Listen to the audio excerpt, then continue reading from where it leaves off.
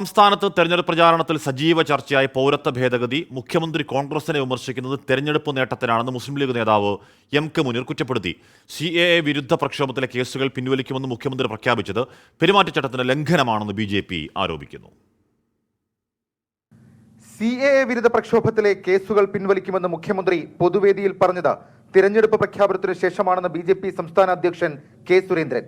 ഇതിനെതിരെ തിരഞ്ഞെടുപ്പ് കമ്മീഷനെ സമീപിക്കും. തെരഞ്ഞെടുപ്പ് പ്രഖ്യാപിച്ചതിന് ശേഷം ഇത്തരം പ്രഖ്യാപനങ്ങൾ നടത്തുന്നത് തെരഞ്ഞെടുപ്പ് ചട്ടങ്ങളുടെ ലംഘനമാണെന്ന് അറിഞ്ഞുകൊണ്ട് തന്നെയാണ് മുഖ്യമന്ത്രി ഇത്തരത്തിലുള്ള ഒരു നീക്കം നടത്തിയിരിക്കുന്നത്. തെരഞ്ഞെടുപ്പ് കമ്മീഷൻ ഇക്കാര്യം വിശദമായി പരിശോധിക്കണമെന്നും നടപടിയെടുക്കണമെന്നും ഭാരതീയ ജനതാ പാർട്ടിയും ദേശീയ ജനാധിപത്യ സഖ്യവും ആവശ്യപ്പെടുകയാണ്. പൗരത്വ ഭേദഗതിക്കെതിരായ റാലിയിൽ മുഖ്യമന്ത്രി പിണറായി വിജയൻ സംസാരിക്കേണ്ടത് BJPക്കെതിരെയാകണമെന്ന് M.K. മുനീർ. കേന്ദ്ര നിയമത്തിൽ സംസ്ഥാനത്തിനൊന്നും ചെയ്യാനാകില്ലെന്നും M.K. മുനീർ പറഞ്ഞു. അദ്ദേഹം റാലി നടത്തുമ്പോൾ അദ്ദേഹം ശരിക്കും BJPക്കെതിരെയാണല്ലോ സംസാരിക്കേണ്ടത്. അദ്ദേഹം ഇത് ഞങ്ങൾ റാലി നടത്തുന്നു, കോൺഗ്രസ് എന്താ ചെയ്യുന്നതെന്ന് ചോദിച്ചാൽ അതിനർത്ഥം എന്താ? അത് ഈ വരുന്ന തെരഞ്ഞെടുപ്പാണ് അദ്ദേഹത്തിൻ്റെ ലക്ഷ്യമെന്നുള്ളതിൻ്റെ ഏറ്റവും വലിയ തെളിവല്ലേ.